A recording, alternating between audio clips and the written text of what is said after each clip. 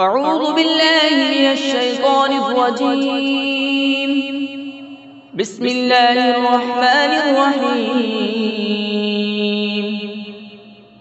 إذا وقعت الواقعة ليس لوقعتها كاذبة خافضة رافعة إذا رجت الأرض رجا وبست الجبال بسا فكانت هباء منبثا وكنتم أزواجا ثلاثة فأصحاب الميمنة ما أصحاب الميمنة وأصحاب المشأمة ما أصحاب المشأمة والسابقون السابقون أولئك المقربون في جنات النعيم ثلة من الأولين وقليل من الآخرين على سرر موضونة متكئين عليها متقابلين يطوف عليهم ولدان مخلدون بأكواب وأباريق وكأس من معين لا يصدعون عنها ولا ينزفون وفاكهة مما يتخيرون ولحم طير مما يشتهون وحور عين كأمثال اللؤلؤ المكنون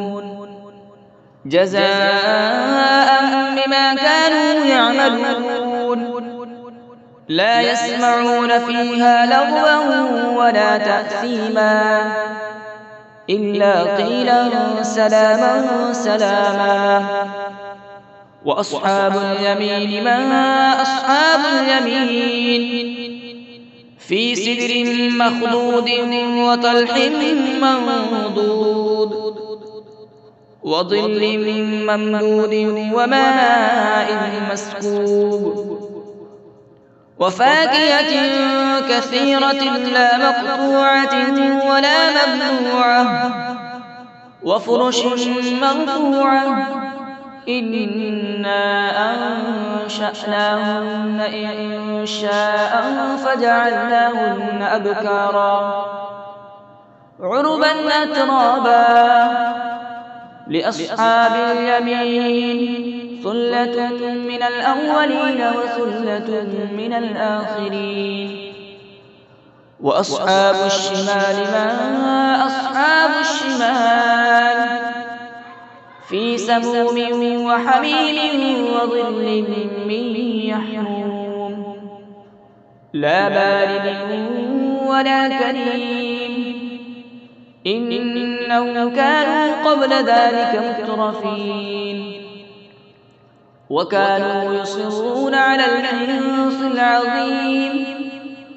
وكانوا يقولون أئذا متنا وكنا ترابا وعظاما أئنا لمبعوثون أوآباؤنا الأولون قل إن الأولين والآخرين لمجموعون إلى ميقات يوم معلوم ثم إنكم أيها الضالون المكذبون لآكلون من شجر من زقوم فمالئون منها البطون فشاربون عليه من الحميم فشاربون شرب الهيم هذا نزلهم يوم الدين نحن خلقناكم فلولا تصدقون أفرأيتم ما تمنون أأنتم تخلقونه أم نحن الخالقون نحن قدرنا بينكم الموت وما نحن بمسبوقين على أن نبدل أمثالكم وننشئكم فيما لا تعلمون ولقد علمتم النشأة الأولى فلولا تذكرون أفرأيتم ما تحرثون أأنتم تزرعونه أم نحن الزارعون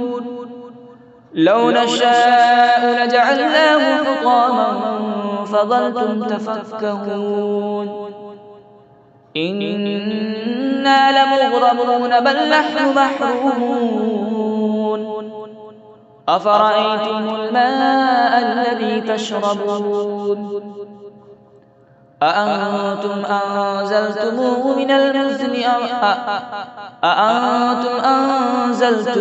من المزن أم نحن المنزلون لو نشاء جعلناه أجاجا فلولا تشكرون أفرأيتم النار التي تورون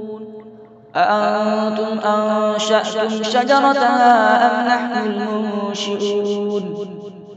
نحن جعلناها تذكرة ومتاعا للمقوين فسبح باسم ربك العظيم فلولا أقسم بمواقع النجوم وإنه لقسم لو تعلمون عظيم إنه لقرآن كريم في كتاب مكنون لا يمسه إلا المطهرون تنزيل من رب العالمين أفبهذا الحديث أنتم مدهنون وتجعلون رزقكم أنكم تكذبون فلولا إذا بلغت الحلقوم وأنتم حين يومئذ تنظرون